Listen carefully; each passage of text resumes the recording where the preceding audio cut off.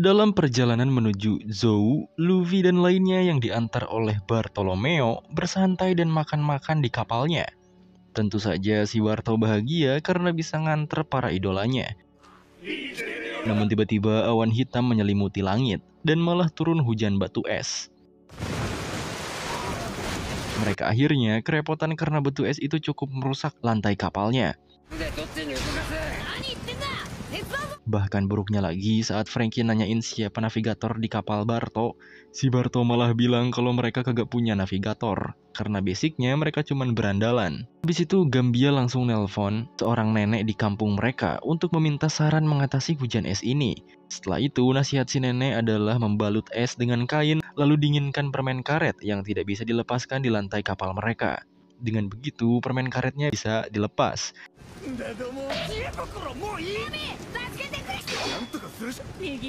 Karena nasihatnya kagak ngaruh ke hujan es ini, mereka jadi teriak-teriak di tengah lautan. Bahkan ketika Zoro nanya ke Barto kenapa kagak make bariernya, si Barto malah jawab kalau kata nenek mereka kagak boleh melawan alam. Akhirnya lagi-lagi Luffy yang turun tangan buat menghempaskan hujan es itu.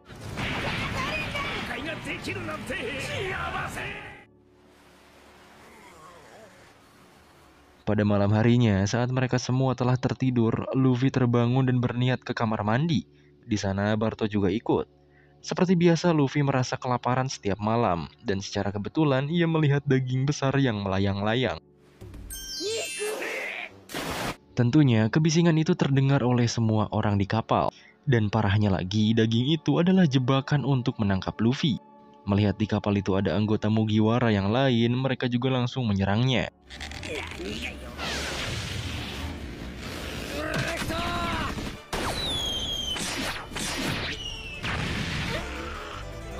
Zoro dan lainnya tampak kesulitan karena belum tahu ada jenis perekat di setiap meriamnya. Dan setelah mereka mendapatkan Luffy, mereka pun pergi. Singkatnya, mereka dibawa ke pulau terisolasi yang tak jauh dari Dressrosa bernama Silvermine. Di tengah pulau itu terdapat benteng perak raksasa yang berkilauan sampai-sampai membuat laut di sekitarnya ikut bersinar. Singkatnya, Barto tampak dipaksa kerja untuk menambang setelah dibawa ke pulau itu. Seseorang bernama Peseta juga terus memukulinya, ditambah lengan Barto direkat sehingga tak bisa menggunakan kekuatannya. Tapi demi Luffy Senpai, tampaknya Barto akan melakukan sesuatu. Di sisi Luffy, ia juga dipenjara dan dileburkan dengan perak. Parahnya lagi, ia kelaparan sehingga gak bisa ngelawan. Wanita yang menangkapnya tadi juga di sana. Ia bernama Desire. Katanya Luffy akan dieksekusi oleh seseorang bernama Bill, pemimpin mereka. Desire juga mengatakan bahwa kru Luffy sudah ditenggelamkan semua, tapi Luffy kagak percaya sampai mereka adu bacot dan Desire ditenangkan oleh 3 adiknya. Luffy juga kelaparan dan teriak-teriak kayak bocah, makanya Desire terpaksa ngasih coklat sama Luffy. Sekarang kita beralih pada pemimpin mereka bernama Bill dari bajak laut Silver. Seperti biasa, Bill menagih perolehan apa saja yang telah anak buahnya dapatkan. Mereka satu persatu mengangkat tangan dan memberitahu telah menangkap bajak laut dengan harga puluhan juta beri. Tak lama dari itu, Desire dan peserta yang berhasil menangkap Luffy langsung memberikan tangkapannya. Tentu Bill memuji tangkapan Desire karena Luffy memiliki harga 500 juta beri. Bill juga berpidato di depan anak buahnya bahwa mereka akan mencapai puncak lautan karena telah mengalahkan banyak bajak laut di dunia baru ini. Maka dari itu, baik Desire, Peseta, dan para bawahan lainnya terus mengharapkan mimpi itu dipimpin oleh Bill. Selain itu, Bill juga mengaku bahwa ia pemakan buah Gutsu-Gutsu, yang mana tubuhnya sama seperti tungku panas dan jadi manusia pelebur. Ia juga sudah siap meleburkan Luffy, tapi saat menyerangnya, tiba-tiba Barto berhasil keluar dengan menggali sampai ke atas untuk menyelamatkan Luffy, sehingga pertarungan pun terjadi.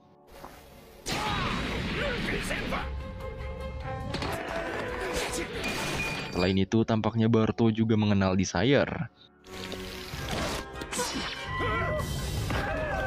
Dengan pertarungan kagak jelas begini, Luffy dan Barto masih bisa kabur. Setelah bersembunyi di sana, Luffy berterima kasih pada Barto atas usaha penyelamatannya. Tapi karena masih terperangkap di perak itu, Luffy kagak bisa apa-apa selain nahan lapar sampai lemes. Ia bisa bergerak aja udah syukur berkat coklat dari Desire tadi. Ngomong-ngomong soal Desire, ternyata Barto mengungkapkan bahwa ia adalah teman masa kecilnya. Mereka terpisah saat pergi ke laut dan sering melakukan hal bodoh di kampung halaman mereka. Tapi Barto kagak ngerti kenapa Desire jadi begini sekarang.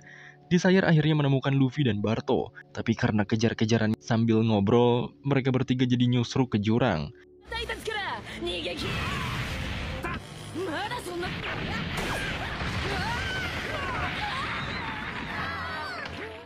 Di sisi Bill, ia yang dikabari peseta bahwa Luffy malah jatuh ke jurang, akhirnya mengutus bawahannya yang lain bernama Avelon. Barto yang jatuh ke jurang semakin panik karena di sana hanya ada topi Luffy-nya saja. Ia pikir si Luffy jatuh ke jurang yang lebih dalam, padahal Luffy ketimpa bebatuan doang.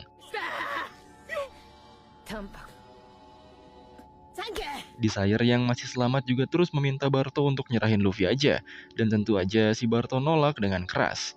Lalu mereka juga kagak bisa kemana-mana. Ditambah Denmushi Desire juga rusak dan dia juga kagak tahu ada tempat beginian di pulau ini. Tak lama suara peluit malah terdengar dan ia adalah Avalon, si pemakan buah koro-koro dan jadi manusia gerobak. Sambil terus jalan, si Avalon bilang bahwa setiap orang yang tahu tempat ini maka harus segera dilenyapkan. Anehnya, walau sama-sama bawahan Bill, Avalon juga nyerang Desire. Akhirnya mereka berdua terpaksa dorong-dorongan bola si Luffy walaupun Avalon terus ngelemparin meriam di gerobaknya.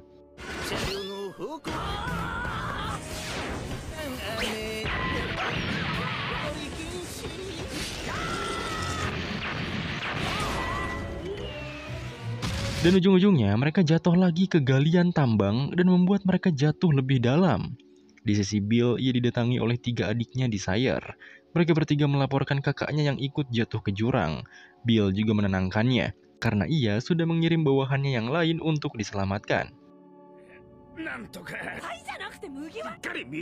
Balik ke Barto, di sana ia adu mulut lagi sama Desire, karena menurut Barto si Bill itu malah hendak membunuh Desire sendiri. Tapi Desire kagak percaya. Disitulah Desire juga menjelaskan mengapa ia sangat percaya dengan Bill. Saat dulu ia enak-enaknya berlayar, Desire dan semua krunya diserang sampai sekarat. Di momen-momen sekarat itu, Bill datang dan memberikan suatu harapan untuknya agar bangkit. Setelah diselamatkan, Desire juga diajak untuk menggapai mimpi meraih puncaknya lagi dengan Bill. Disitulah Desire mulai jadi pengikut Bill. Di tengah-tengah ocehan mereka, para penambang pun datang. Akhirnya Barto pun diberikan bantuan untuk melepaskan perekat di lengannya oleh para penambang itu. Tapi mereka kagak bisa bantuin Luffy karena udah tahu itu pasti ulah si Bill.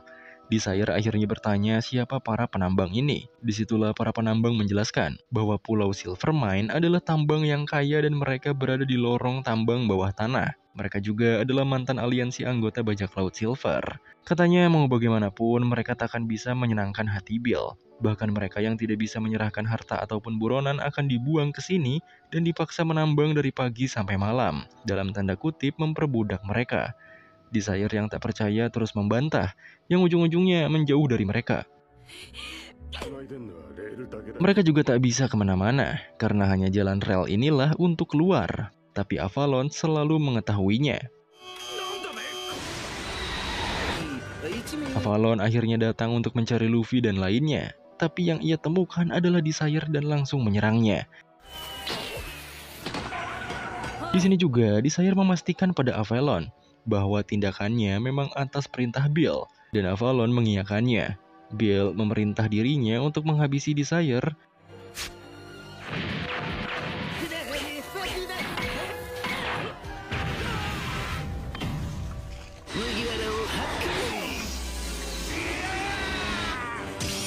Avalon langsung menusuk bola perak itu. Tapi tusukannya itu dimanfaatkan Luffy untuk memecah peraknya karena si Avalon kagak kena nusuknya.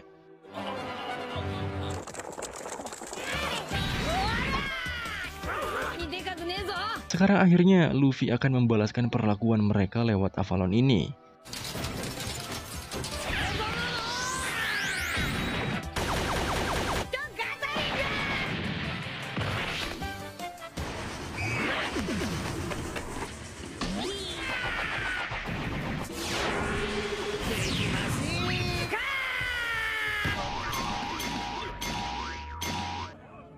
Setelah membuat Avalon tak berkutik, Luffy nyengar-nyengir ngajak semua orang di sana kabur aja sekalian. Sedangkan Bill dan Peseta tahu Avalon telah dikalahkan. Mereka pun sok-sokan berniat mengubur Luffy hidup-hidup.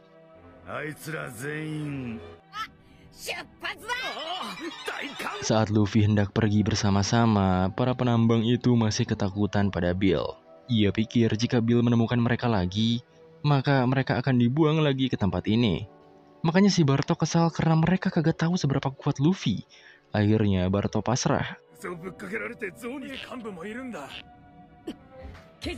Tapi Desire terus memotivasi penambang itu untuk keluar, karena akan disayangkan jika mereka hanya hidup seperti itu dan menunggu kematian datang. Makanya mereka bersemangat lagi dan akan ikut.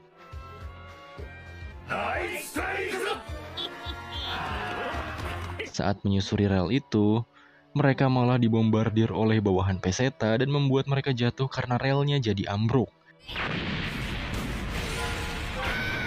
Tapi karena tubuh karet Luffy dan barrier Barto, mereka masih aman.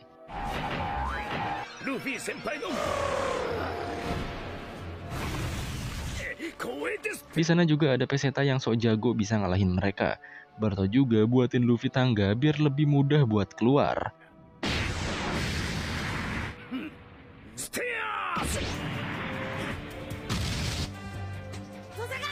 Karena Peseta tahu kekurangan kekuatan barrier Barto, ia pun mengerahkan bawahannya untuk menembaki mereka.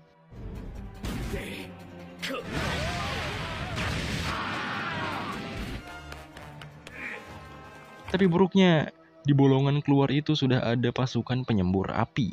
Tapi tiba-tiba penambang di belakang Luffy ditukar dengan Kinemon oleh Law, sehingga api besar itu dibelah olehnya.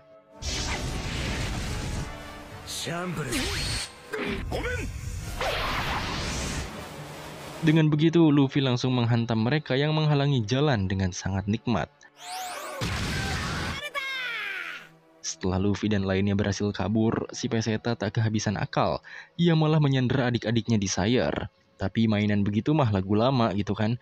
Zoro tiba-tiba datang dan menyelamatkan adik-adik Desire.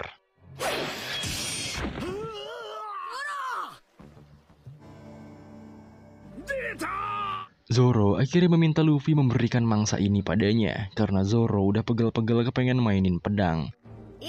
Peseta juga masih sok jagoan, padahal mukanya kayak Frankenstein. Pas dia nembakin meriam perekat pada Zoro, Zoro berhasil menebas tanpa ada perekat yang menempel pada pedangnya.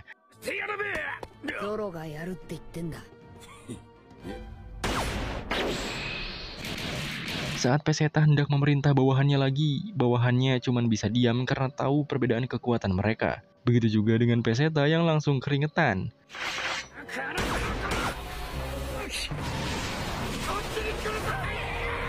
Setelah kekalahan Peseta yang mental ke langit, Desire meminta adik-adiknya membawa semua rekan mereka yang ada di pulau ini, sedangkan dirinya akan mengurus masalahnya dengan Bill. Setelah itu, Desire meminta maaf atas perlakuan sebelumnya pada Luffy. Zoro dan Kinemon pun segera mengajak Luffy dan Barto ke kapal. Namun saat di jembatan itu dilelehkan oleh Bill, sehingga Luffy dan Barto ketinggalan. Luffy juga meminta Zoro dan Kinemon ke kapal lebih dulu karena ia harus menyelesaikan orang gajah ini. Di kapal Barto, mereka juga diserang oleh sisa bawahan Bill.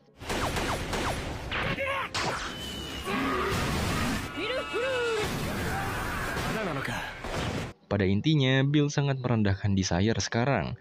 Ia juga hanya memanfaatkan Desire selama ini. Kapal yang menghancurkan Desire di masa lalu juga ulah dirinya. Bill juga mengatakan bahwa bajak laut hanyalah sekumpulan orang yang tidak berguna.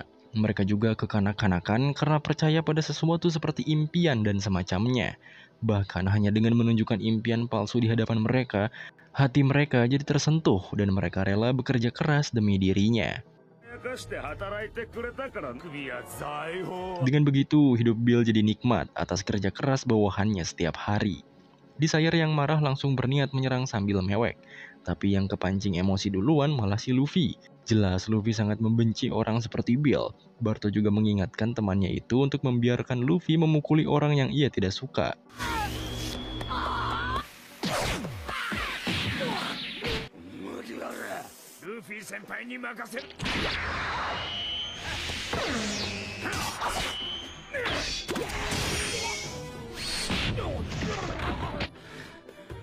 Di sanalah Bill baru mengetahui kekuatan buronan 500 juta. Makanya ia langsung memerintah bawahannya yang selama ini ia manfaatkan.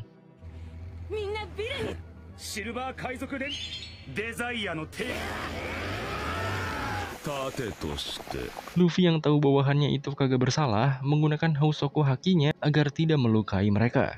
Dengan begitu Luffy jadi lebih enjoy menghajar Bill sampai masuk jurang.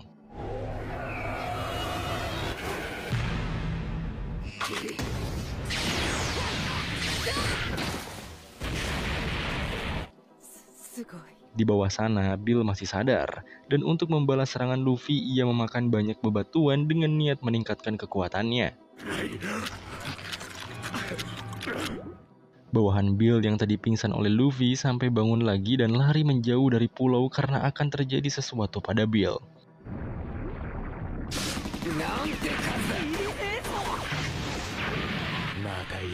Sedangkan Zoro dan Kinemon baru nyampe di kapal. Benar saja, Bill ngebuff habis-habisan tubuhnya. Sampai apapun yang ia pijak meleleh cuy. Sekarang kelihatannya udah bukan kayak buah Paramecia lagi, tapi kayak tipe Logia.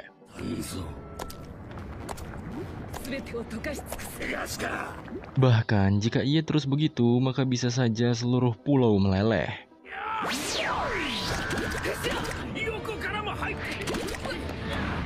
Serangan Bill juga sempat ditahan oleh barrier Barto dengan tepat waktu, padahal si Barto lagi repot bantuin temannya. Dengan begitu, Luffy pun meminta Barto untuk menggunakan barriernya itu sebagai tameng.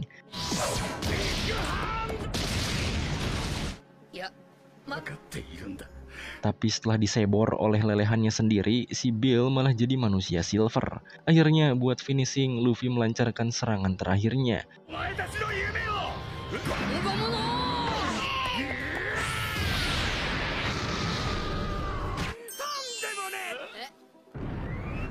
Tapi ya walau Luffy sudah membuat Bill tepar tak berdaya, entah di mana lelehan logam itu masih ada. Karena logam itu asli dan bukan hasil dari kekuatan Bill.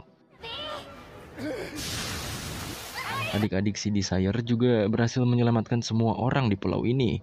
Sedangkan Franky dan lainnya masih nyantui walau pulau di dekatnya meleleh habis-habisan.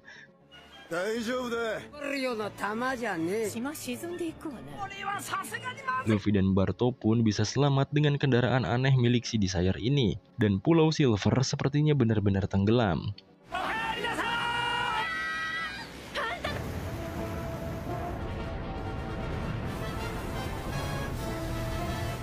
Setelah semua itu usai, Desire berhutang budi pada Luffy dan Barto. Barto juga ngajak Desire buat join di kapalnya aja. Tapi Desire nolak dan memilih jalannya sendiri untuk mencapai puncak yang ia maksud. Akhirnya mereka pun berpisah di sini dan perjalanan ke Zou pun dilanjutkan.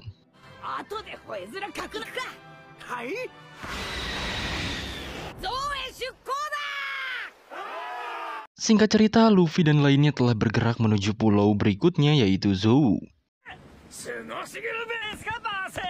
Di malam sebelum tidur, Barto menceritakan lengkap bagaimana semua kru topi jerami bergabung dengan Luffy. Barto terharu, apalagi ia mendapatkan cerita itu langsung dari Luffy dan lainnya. Barto menceritakan semua kisahnya dari awal pada semua krunya. Bahkan di saat-saat Shanks mengorbankan lengannya demi Luffy dan memberikan topi jerami itu padanya. 10 tahun kemudian, Luffy akhirnya meninggalkan kampung halamannya yaitu desa Fusa dan bertemu dengan Roronoa Zoro yang saat itu dijuluki pemburu bajak laut. Berkat Luffy yang menyelamatkannya dan mengajaknya menjadi kru, Zoro akhirnya setuju untuk berlayar bersama dan mewujudkan mimpinya menjadi pendekar pedang terkuat di dunia.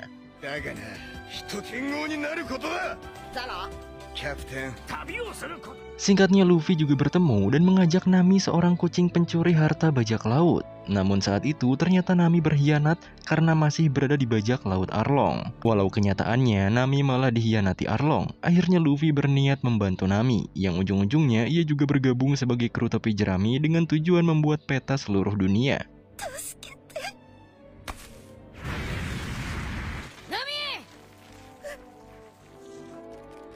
Setelah itu di desa Sirup mereka bertemu dengan Usopp. Dan saat mereka di pulau itu, ternyata pulau itu hendak diinvasi oleh bajak laut Kuroneko dengan memanfaatkan Kaya sebagai teman dekat Usopp. Dengan berbagai masalah di sana, lagi-lagi Luffy dan krunya membantu Usopp sampai akhirnya ia bergabung dengan Luffy yang berniat menjadi kesatria pemberani di lautan.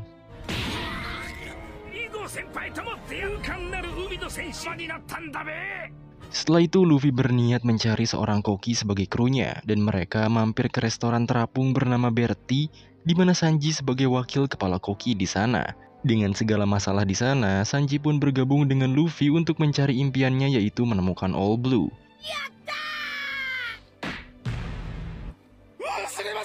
Setelah masuk Grand Line dan berniat mencari dokter karena Nami sakit, mereka bertemu dengan Chopper, rusa yang menjadi manusia karena memakan buah hito-hito.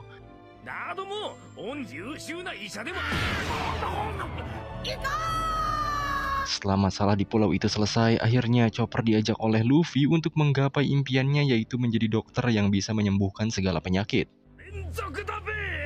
Singkatnya, setelah insiden di Alabasta, Nico Robin bergabung dengan Luffy. Mereka pun menuju Water Seven dan bertemu dengan Franky. Di sanalah mereka menyelamatkan Robin dengan dramatis yang hendak dieksekusi. Mereka juga dengan terang-terangan menantang pemerintah dunia dan menggemparkan seluruh dunia dengan berita tersebut.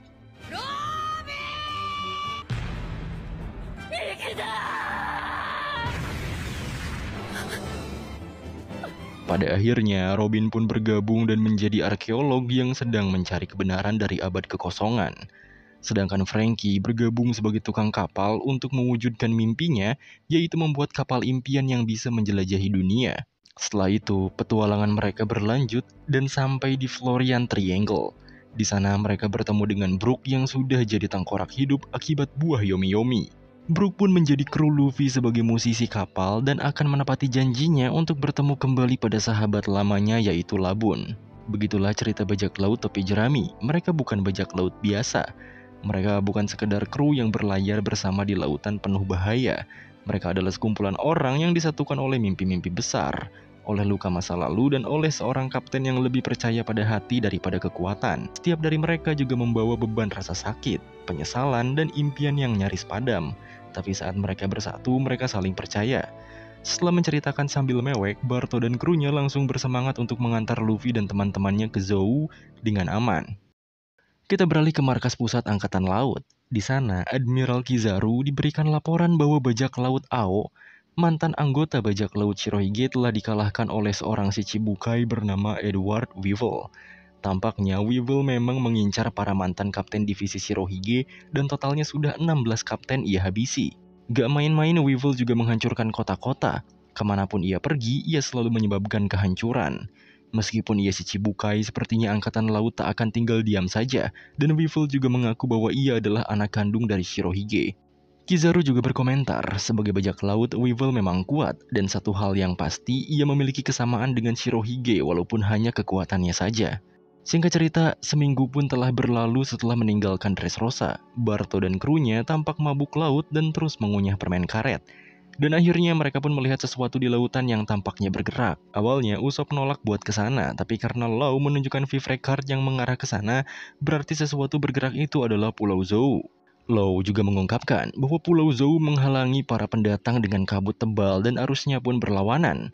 Akhirnya karena arus angin berlawanan itu, mereka pun mendayung untuk menuju pulau tersebut.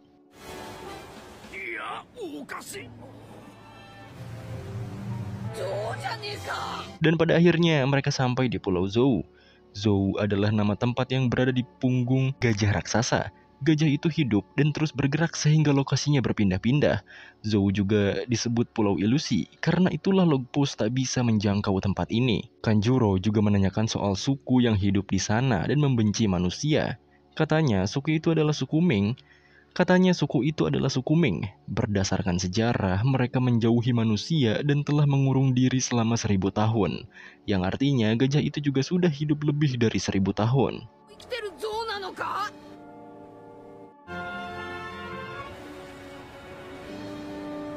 Saat mereka semakin mendekati kaki gajah itu, Luffy melihat Sanigo yang terparkir di sana.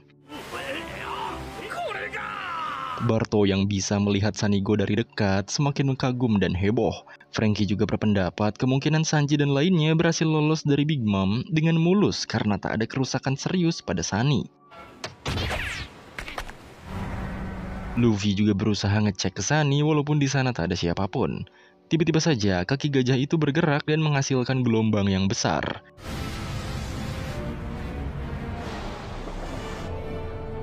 Agar kapal Barto tak tertinggal Sunny yang ikut keseret kaki gajah itu, Barto pun menggunakan bariernya.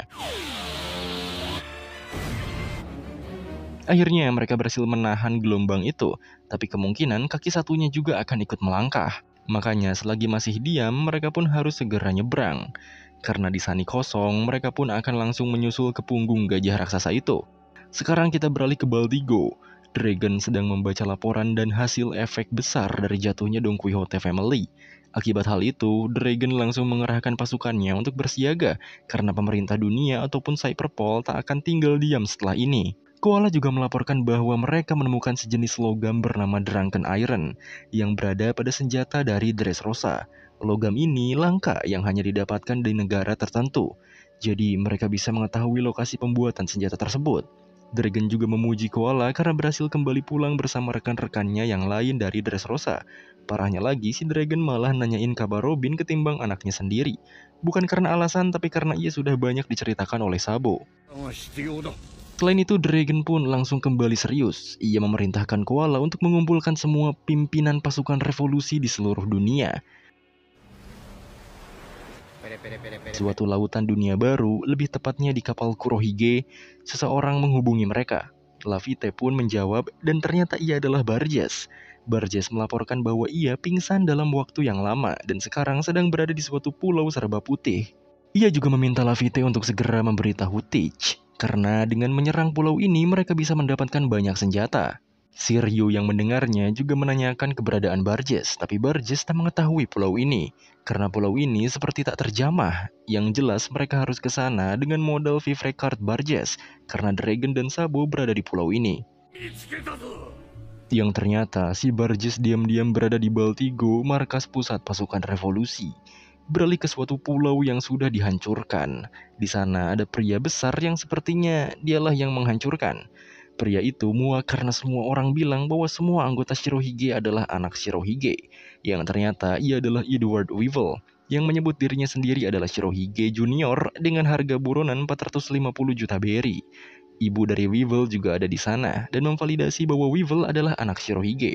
Hanya Weevil lah anak kandung satu-satunya, dan ibunya ini bernama Miss Bekin yang mengaku sebagai istri Shirohige. Miss Bekin juga terus memperlihatkan foto Shirohige untuk memberitahu Weevil bahwa ialah ayahnya, karena si Weevil ini tampaknya agak-agak sedeng. Sekarang, mereka berniat mencari Marco dan sisa-sisa anggota Shirohige yang lain, lalu menghabisi mereka. Shirohige pasti meninggalkan harta berharga, dan yang berhak mendapatkannya adalah anak kandungnya sendiri yaitu Weevil. Miss Bekin juga membeli koran hari ini. Weevil juga tampaknya ingin balas dendam pada Teach karena sudah ia anggap membunuh Shirohige. Tapi ibunya ini menolak karena kagak ada untungnya. Yang mereka butuhkan hanyalah uang dan Weevil harus mewarisi kejayaannya.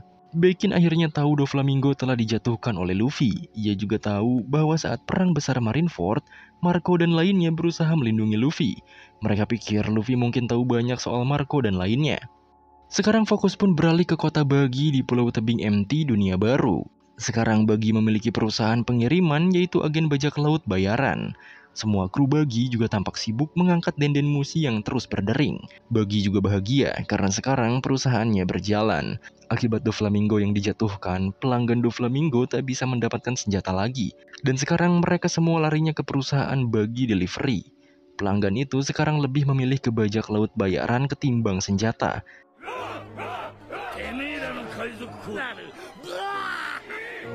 Dan sepertinya pasar jadi milik mereka. Bagi pun semakin bahagia dan mengatakan pada semua anggotanya untuk siap bekerja. Bagi berpikir semua kegiatan bajak laut di lautan akan berada di bawah naungannya. Apalagi ia sekarang adalah seorang Shichibukai. Mohoji juga melaporkan suatu hal pada Bagi. Katanya prajurit kelas S mereka yaitu Hairudin ingin keluar dari perusahaan Bagi. Alvida juga mengatakan bahwa mereka masih punya 4 raksasa walau si Hairudin keluar. Tapi nyatanya 5 raksasa itu keluar semua. Padahal mereka adalah pendapatan terbesar Bagi. Ia akhirnya meminta alasan mengapa Hairudin dan 4 raksasa lain keluar. Tapi bawahannya itu menolak karena Bagi pasti semakin syok mengetahuinya. Fokus pun beralih pada Luffy dan lainnya. Barto juga sudah menyiapkan bekal untuk mereka masuk ke Zou. Ia dan semua krunya bersedih karena harus berpisah dengan idolanya.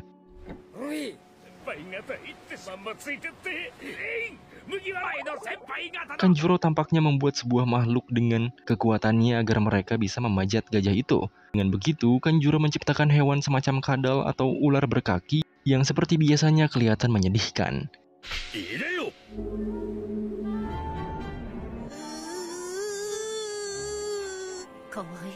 Si Kanjuro nganggep dia naga, tapi nyatanya kagak bisa terbang.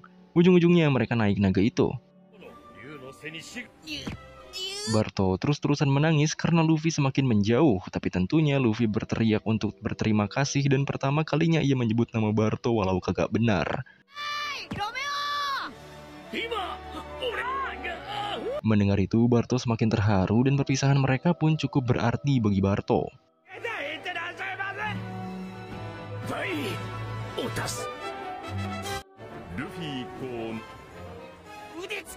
Setelah mengucapkan salam perpisahan pada Barto, Luffy dan lainnya hampir berhasil sampai ke puncak. Tapi Ryunosuke tak kuat menahan beban mereka dengan kaki kecilnya. Akibatnya mereka kembali turun dan hampir menyentuh laut.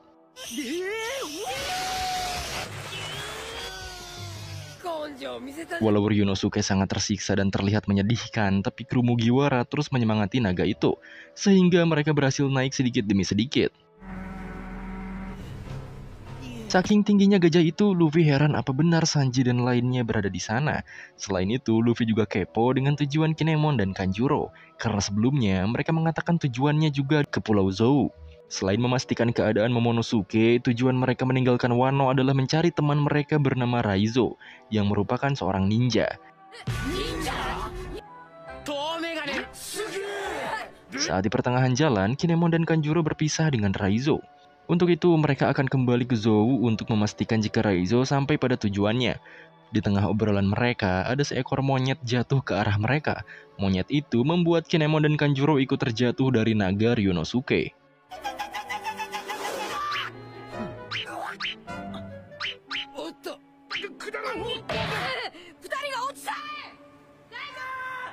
Luffy juga ingin menjemput mereka kembali, tapi Kinemon meminta mereka untuk terus melanjutkan pendakiannya saja.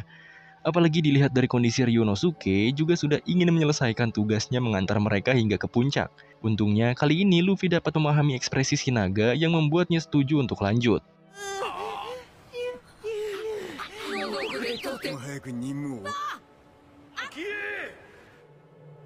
Hingga hampir senja, mereka belum sampai. Bahkan sempat-sempatnya si Luffy tertidur di keadaan seperti itu.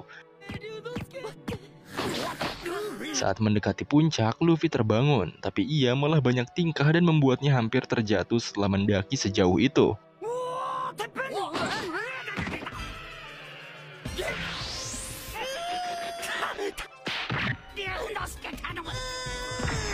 Dan di sisa kekuatannya, Ryunosuke mulai melangkah cepat agar segera menyelesaikan tugasnya itu.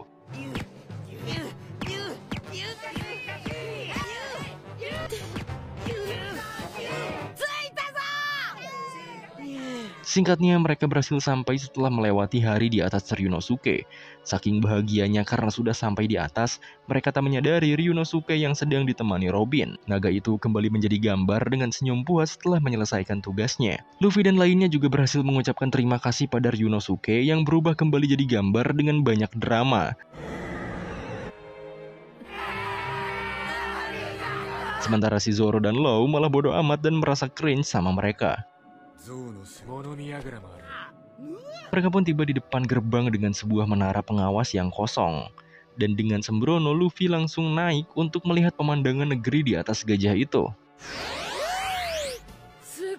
Tak lama dari itu, Usopp juga menyusul Luffy. Dari atas sana, mereka melihat sebuah kota di tengah hutan dan juga sebuah pohon berbentuk ikan paus yang sangat besar. Untuk gajah berusia 1000 tahun, Luffy tak ragu melompat dari atas menara dan langsung menjelajahi hutan sendirian. Karena dari sana tak terlihat adanya tanda-tanda Sanji, jadi mereka memutuskan untuk masuk ke dalam menyusul si Luffy yang sudah masuk duluan. Baru saja sampai di gerbangnya terlihat jebol dan rusak. Kemungkinan gerbang itu sudah dihancurkan dengan sengaja oleh seseorang sebelumnya. Di sana juga ada sebuah jejak raksasa yang terlihat asing, karena mereka pikir mana mungkin ada hewan besar di dalam hutan yang tak seluas itu juga. Apalagi sepertinya kerusakan di sana benar-benar besar. Selain itu, mereka juga agak kesulitan karena jalan yang mereka lewati adalah kulit gajah yang terasa kenyal. Diam-diam Zoro dan lainnya juga dipantau oleh seseorang. Di sisi lain, Luffy yang menyusuri hutan sendirian telah sampai di suatu kota. Walau bingung dengan kota yang sepertinya terlihat hancur, tapi Luffy terus berteriak memanggil Sanji dan lainnya. Kembali pada tim Zoro, mereka semakin masuk ke dalam hutan. Anehnya lagi, di tempat itu Franky mencium adanya sisa bau mesiu dan gas. Tak lama, seseorang yang mengawasi gerak-gerik mereka pun datang.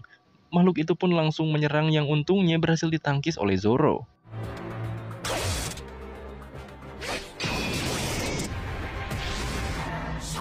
Masih dalam kebingungan, tiba-tiba seekor buaya raksasa dengan seseorang di atasnya berteriak. Gadis bernama Carrot yang menyerang Zoro tadi diminta untuk mementingkan penyusup lain saja oleh wanita di atas buaya itu. Karena ada seseorang yang akan masuk ke hutan paus sekarang. Mereka adalah suku Ming, yaitu penduduk Zou. Lebih kagetnya, Usopp melihat pakaian Nami yang dikenakan oleh si gadis anjing di atas buaya tersebut. Luffy yang asik mencari krunya berniat menuju pohon paus untuk melihat pemandangan. Tapi ternyata, Luffy juga dipantau oleh seseorang dari balik pepohonan. Sementara Zoro baru merasakan jika bekas serangan dari suku Ming tadi ada semacam arus listriknya. Mereka masih bingung dengan penampilan hewan dan setengah manusia itu. Ditambah pakaian Nami yang dikenakan suku Ming tadi.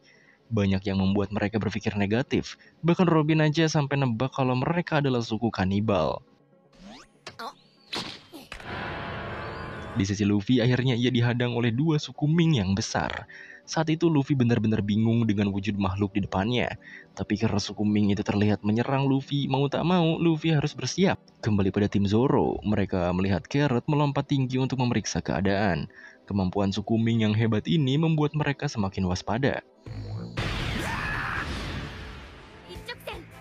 Apalagi saat mereka memutuskan untuk menuju hutan paus. Si penunggang buaya tadi bernama Wanda. Ia juga meminta mereka segera menuju hutan di bagian pantat gajah. Karena katanya di sana ada mayat teman-teman mereka yang lain. Sementara Wanda akan menyusul mereka setelah mengatasi penyusup di hutan paus. Saat itu Wanda sudah tahu jika si penyusup adalah Luffy sendiri. Makanya ia khawatir jika para penjaga hutan tak bisa memaafkan Luffy. Setelah mendengar kata mayat dari Wanda, Usopp sangat panik karena mengira temannya terbunuh. Walaupun mungkin itu hanya kata intimidasi agar mereka terjebak saja. Zoro dan lainnya masih tak percaya hal itu. Hanya saja Usopp panik dan rempong sendiri. Menurut Robin, mereka juga harus memastikan apakah suku Ming berada di pihak mereka atau malah sebaliknya. Tanpa mengikuti arahan Wanda, mereka memutuskan pergi dengan mengandalkan Vivre Card dari Law yang mengarah pada Beppo. Beppo adalah navigator Law yang merupakan suku Ming juga. Tadinya Usopp ragu mempercayai si Beppo, tapi walau Beppo lahir di tempat ini, ia sama sekali tak mengingat tentang pulau ini. Lagi pula, Law sudah mengenal krunya selama 10 tahun, jadi mereka sudah dipastikan dapat dipercaya.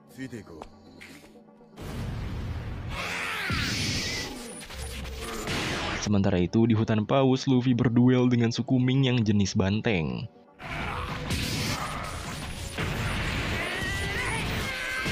Serangan listrik andalan mereka sama sekali tak mempan pada Luffy. Hal itu membuat temannya si banteng yaitu gorila keheranan karena tak satu pun serangan si banteng membuat Luffy terluka.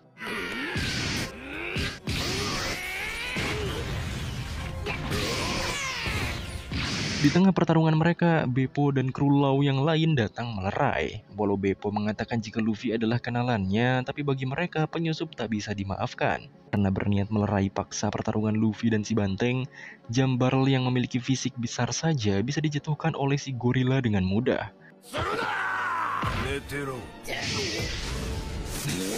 Pertarungan antara Luffy dan Sukuming semakin serius sampai-sampai Beppo sangat khawatir.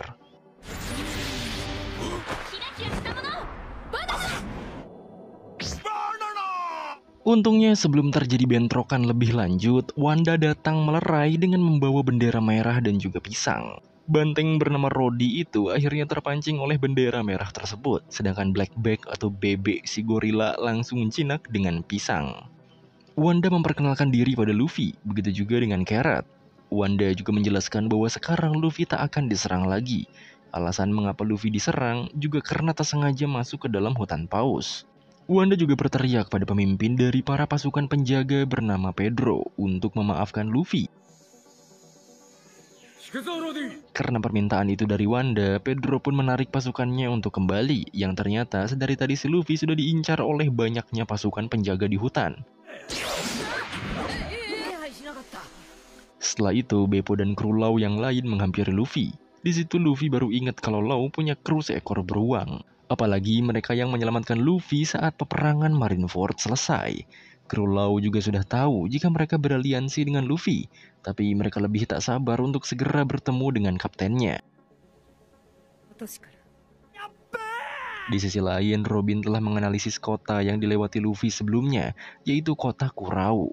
Robin sangat yakin jika kota tersebut telah diserang dan terjadi peperangan. Di saat Usopp kalang kabut panik, Robin dan lainnya mengamati sekitar.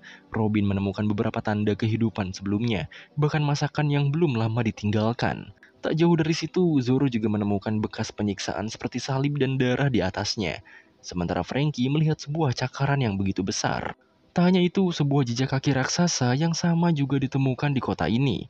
Mereka akhirnya berpendapat, mungkin saja Sukuming terlibat perselisihan dengan binatang raksasa atau sejenisnya. Robin menambahkan jika kota tersebut hancur sekitar 2 minggu lalu, mungkin saja Sanji terlibat dalam kejadian tersebut. Di dalam hutan, Wanda juga menjelaskan hal yang sama pada Luffy, di mana dulunya di sana adalah tempat yang menyimpan sejarah ratusan tahun, yaitu kerajaan Mokomo. Mengingat semua kejadian itu, Wanda sangat dendam pada orang yang menghancurkan kerajaan ini bernama Jack. Di tengah perbincangan, sebuah getaran kuat menyadarkan mereka. Sebuah erupsi hujan kembali datang, sehingga mereka harus segera naik ke permukaan yang tinggi untuk menghindari arus.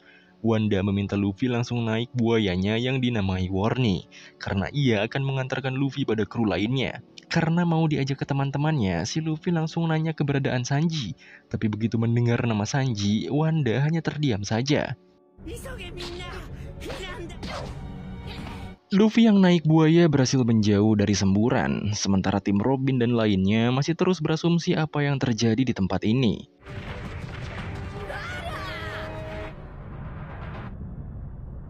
Hingga sebuah belalai raksasa menyemburkan air laut ke atas. Melihat itu, Robin dan lainnya langsung mencari tempat yang tinggi untuk menghindari banjir tersebut.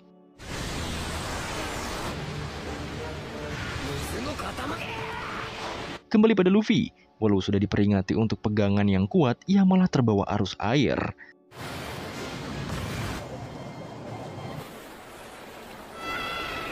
Mau tak mau, Carrot kembali menyusul Luffy yang hanyut. Untung saja Luffy berhasil diselamatkan sebelum dilahap seekor hiu.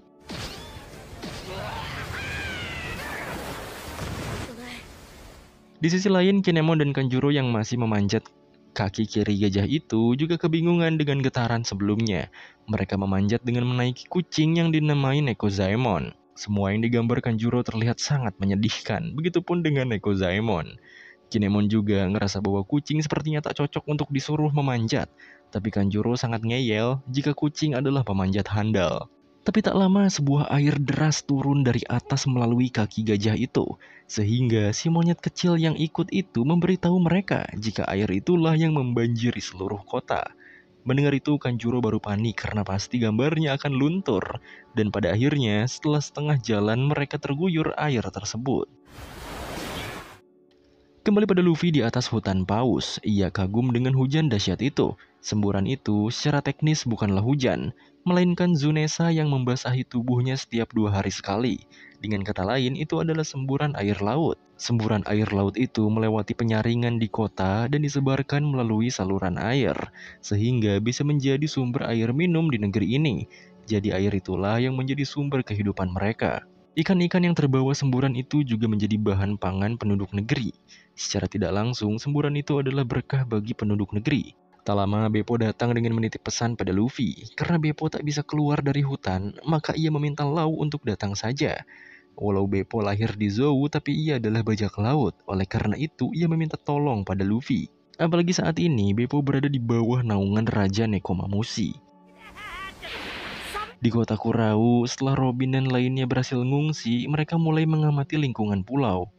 Robin sadar jika gajah itu menyemburkan air di tubuhnya, sementara Usopp tak henti-hentinya mengeluh tentang pulau menyebalkan ini. Tapi tak lama, ia melihat Luffy yang menaiki Warni bersama 2 suku Ming sebelumnya. Dari penglihatan Usopp, ia melihat Luffy digigit oleh Carrot yang membuat asumsi mereka beneran kanibal. Padahal di situasi aslinya, Carrot hanya bercanda menggigit Luffy. Saat Luffy dan lainnya melewati tempat penyiksaan, Wanda sedikit teringat atas kekejaman Jack saat itu. Bahkan Wanda meneteskan air mata mengingat bagaimana mereka disiksa tanpa tahu apapun. Setelah rasa sedih pudar, barulah Luffy berani menanyakan tentang Jack. Wanda sempat membaca surat kabar yang mengabarkan Jack telah mati beberapa hari yang lalu. Setelah Jack menyerang negeri Zou, ia menyerang 4 kapal angkatan laut yang membawa Doflamingo. Walau berhasil menenggelamkan 2 kapal angkatan laut, tapi akhirnya Jack dikalahkan. Sejak saat itu, berita kematian Jack masih simpang siur. Tapi menurut Wanda, Jack masih hidup. Karena itu, sampai kapanpun suku Ming tak akan pernah memaafkan Jack.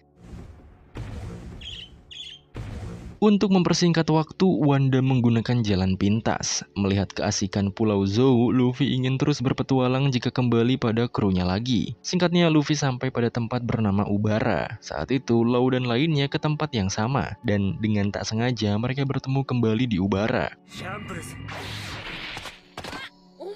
Usopp langsung heboh karena mengira Luffy telah digigit oleh 2 suku Ming itu. Tapi ternyata mereka baru sadar jika mereka salah paham. Untungnya mereka telah sampai di tempat persembunyian suku Ming, sehingga Wanda tak perlu banyak menjelaskan pada Usopp dan lainnya. Para penjaga sempat bersiaga, tapi begitu Wanda menyebutkan kru Mugiwara, mereka langsung terkejut. Bahkan Wanda juga memerintah mereka agar semua orang harus tahu jika kru Mugiwara telah tiba di sana.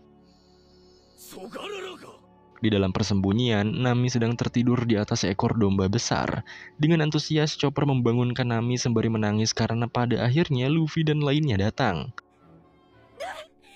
Sementara itu, Wanda sibuk mengatur pesta untuk kru Mugiwara yang mereka anggap orang penting. Seluruh penduduk Ming menyambut kedatangan mereka dengan sangat ramah.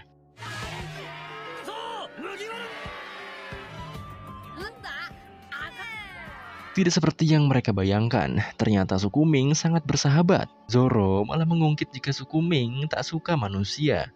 Tapi Wanda memperjelas jika kru Mugiwara bukanlah manusia, karena mereka dianggap monyet berbulu sedikit. Mungkin gampangnya mereka cuma berbeda jenis. Dan dasarnya suku Ming menilai orang dari karakternya, bukan dari sukunya. Tak lama, Nami dan Chopper berlari menuju Luffy. Walau sempat tertahan karena keramahan penduduk Ming, tapi Nami lanjut menghampiri Luffy.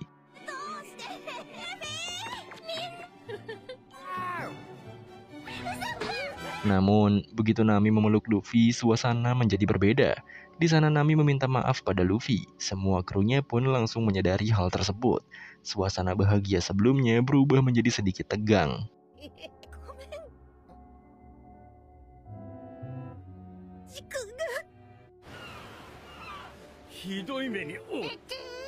Di kaki Zunesa, Kinemon dan Kanjuro balik ke titik awal mereka memanjat. Walau begitu, mereka masih memerlukan Nekozaemon untuk memanjat sekali lagi. Tapi saat mereka melihat bentuk dari Nekozaemon, mereka sangat terkejut.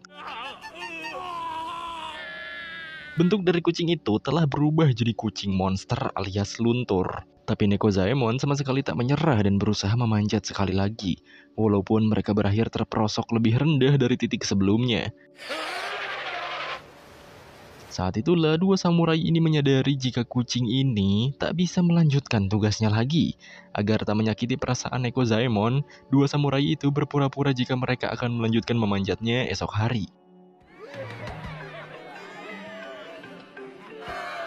Kembali pada Luffy dan lainnya yang menerima banyak sekali suguhan di pesta. Bahkan Zoro dapat mencicipi miras buatan monyet di sana. Walau Zoro tak tenang karena banyak suku Ming yang ingin melakukan skinship dengannya. Tapi Luffy menegur Zoro karena setelah semua suguhan itu, Zoro harus bersikap baik pada mereka.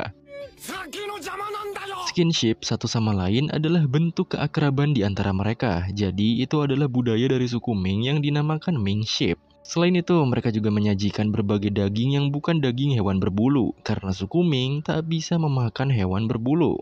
Selain itu, Carrot juga menjelaskan alasan mengapa mereka sangat baik pada kru Mugiwara, karena mereka adalah teman dari penyelamat negeri ini. Belum sempat Carrot menjelaskan peristiwa di hari itu, Brook tiba-tiba datang. Brook senang dengan kedatangan Luffy serta lainnya dengan keadaan sehat. Ia juga meminta maaf untuk Sanji. Sebelum menjelaskan tentang Sanji, Usopp malah menanyakan keberadaan Momo.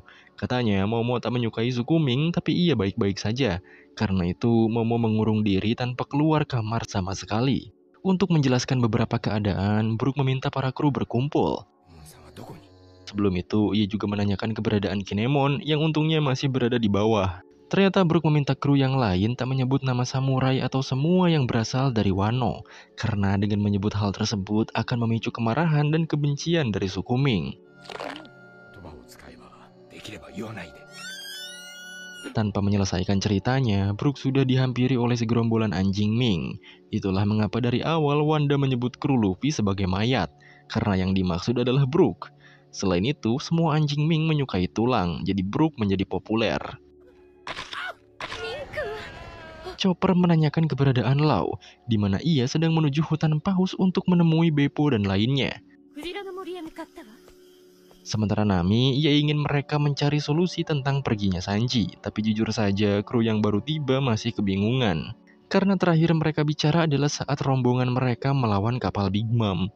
Untuk itu, Robin meminta Nami menceritakan seluruh alur yang terjadi saat mereka meninggalkan Dressrosa 11 hari yang lalu. Makanya, Nami menceritakannya dari awal. Saat itu, rombongan Nami bertemu kapal Big Mom yang bisa bernyanyi. Orang yang menghadang mereka adalah orang yang bertemu Luffy di Fishman, yaitu Pekoms dan Tamago, serta salah satu orang dari generasi terburuk yaitu Capone Geng Beji, yang sepertinya telah bergabung dengan Big Mom. Sasaran mereka adalah Caesar, tapi Caesar pun gak ingin dibawa oleh mereka. Jadi setelah mendapat izin dari Luffy untuk menyerang balik, Sanji memutuskan untuk menyerang. Mereka tak ada kesempatan untuk kabur, bahkan mereka kekurangan cola, jadi tak bisa menggunakan Cop the Burst ataupun menyerang dengan Gaon Hou. Makanya mereka berusaha menyerang balik.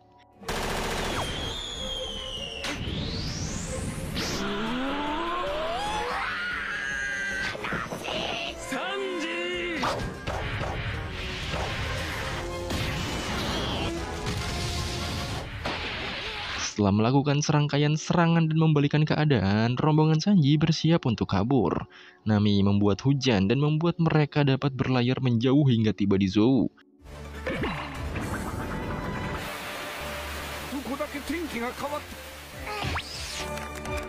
Mereka tiba di Zou sehari setelah itu, tepatnya 10 hari yang lalu. Dari pengamatan Robin, kota di Zou telah hancur sekitar 2 minggu. Hal itu juga divalidasi oleh Wanda. Saat itu, Nami dan rombongannya datang, dan bagi suku Ming kedatangan mereka bagai anugerah. Jika bukan karena rombongan Nami, mungkin suku Ming telah hancur mati tak bersisa. Lagi-lagi sebelum Wanda menceritakan semua kejadian, seseorang datang mengabarkan tentang sadarnya sang raja.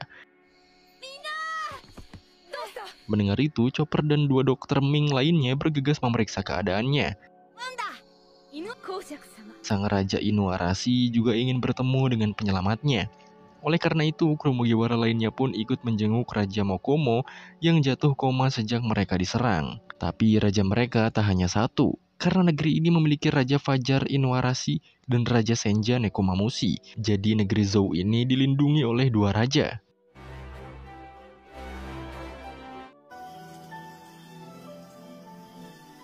Menjelang senja, Lau akhirnya bertemu krunya. Beppo langsung memeluk Lau karena saking kangennya.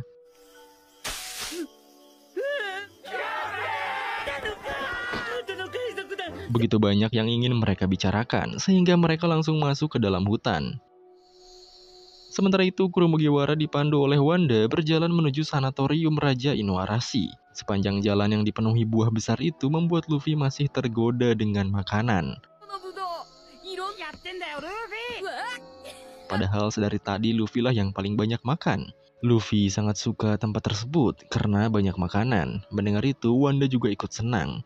Tapi tempat itu tak sering dipakai oleh mereka, karena pusat kerajaan Mokomo adalah kota Kurau yang sebelumnya. Sebelum kejadian itu menimpa mereka, seluruh rakyat hidup aman dan damai di kota Kurau. Penduduknya normal berinteraksi satu sama lain, serta saling mencintai keluarga mereka.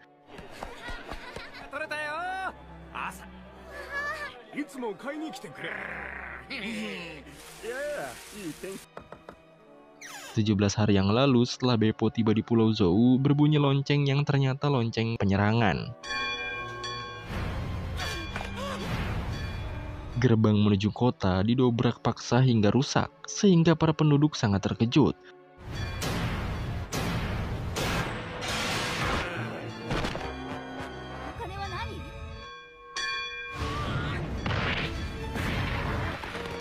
Sambil merusak hutan, para bajak laut itu berjalan menuju kota. Tsunesa yang menyadari ada hal yang tak beres terus saja menderu. Mereka mencari seseorang yang tak ada di negeri Zou, yaitu Raizo, seorang ninja dari Wano.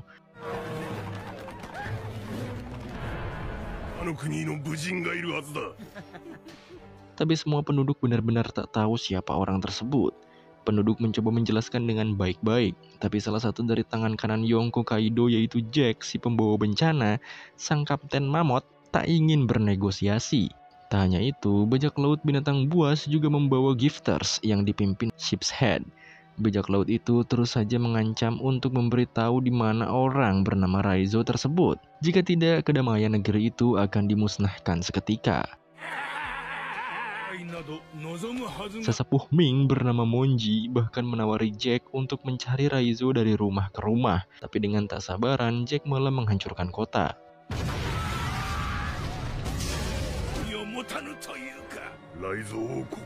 Mendengar cerita itu, Luffy hanya tertarik pada si mamut itu.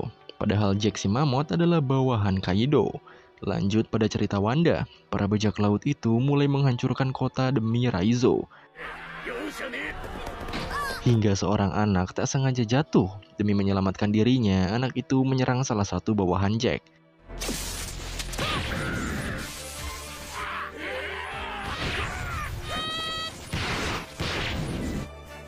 Akibatnya seluruh penduduk lain ikut terprovokasi untuk melindungi diri mereka.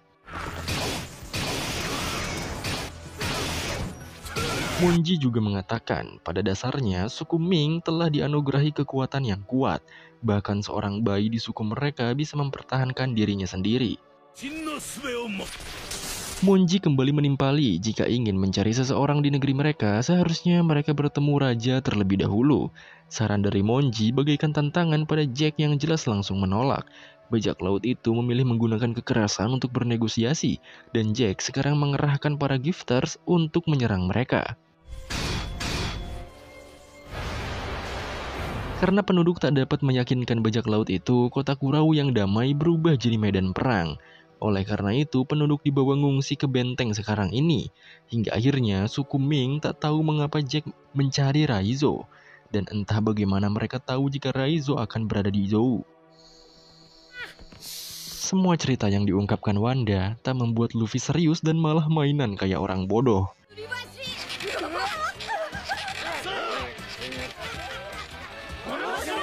Dan berdasarkan dari cerita Wanda tadi, dapat disimpulkan mengapa mereka membenci samurai dari Wano. Baru saja Brook mengingatkan bahwa sesuatu tentang Wano itu tabu di sini, si Luffy malah ngomong tentang Kinemon yang mencari ninja itu juga. Saat itu Wanda pun tak sengaja mendengar kata ninja dari Luffy. Tapi untungnya Nami, Usopp, dan Brook berhasil mengecoh Wanda dengan menghajar Luffy agar tutup mulut.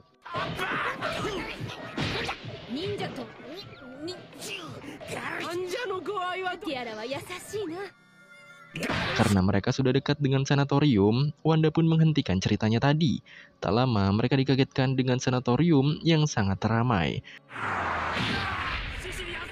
Ternyata itu adalah Sicilian yang alergi terhadap kata-kata manis. Jadi Sicilian melempar semua bawahannya yang berkata manis di depannya. Semua pujian yang keluar dari bawahannya membuat Sicilian marah dan memberi bawahannya pelajaran.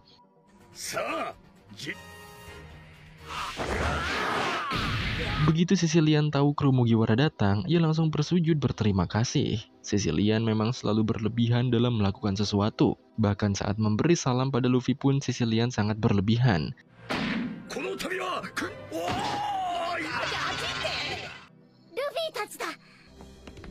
Tak lama dari itu, mereka masuk ke dalam ruang pasien.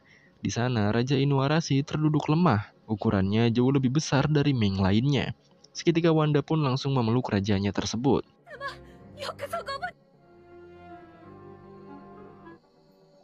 Raja Inuarashi banyak berterima kasih pada Luffy. Untuk menghormatinya, Luffy juga memuji kekuatan Raja Inuarashi.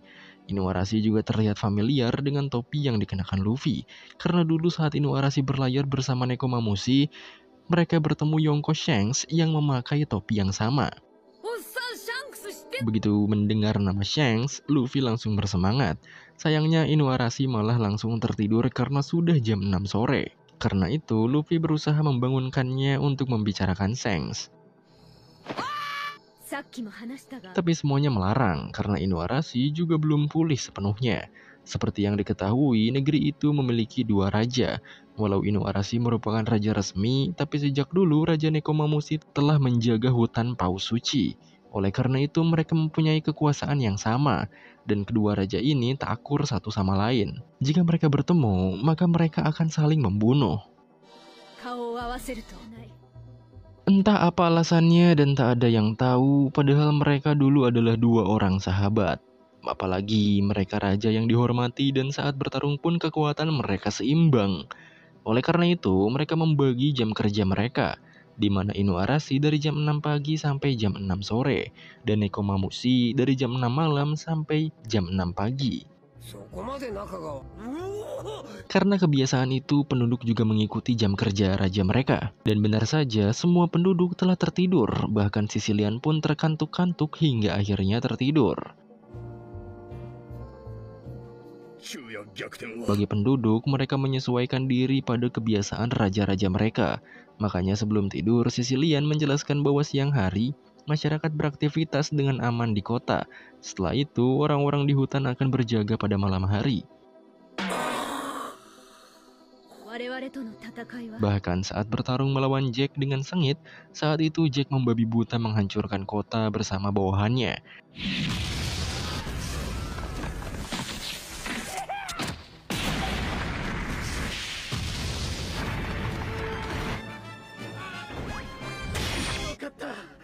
Tak lama para masketir termasuk Wanda dan Carrot datang sebagai bala bantuan.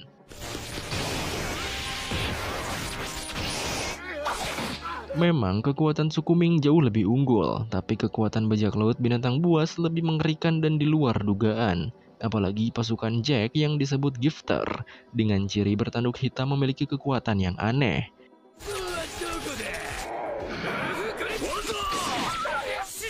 Tak lama setelah itu datang 3 masketir Inuarashi yang tingkatannya lebih kuat. Mereka memerintahkan penduduk agar segera mengungsi ke dalam hutan.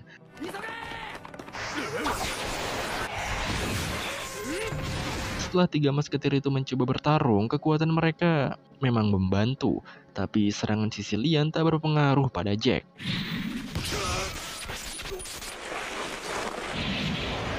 Hingga akhirnya Raja Inuarashi turun sendiri menemui Jack si mamut.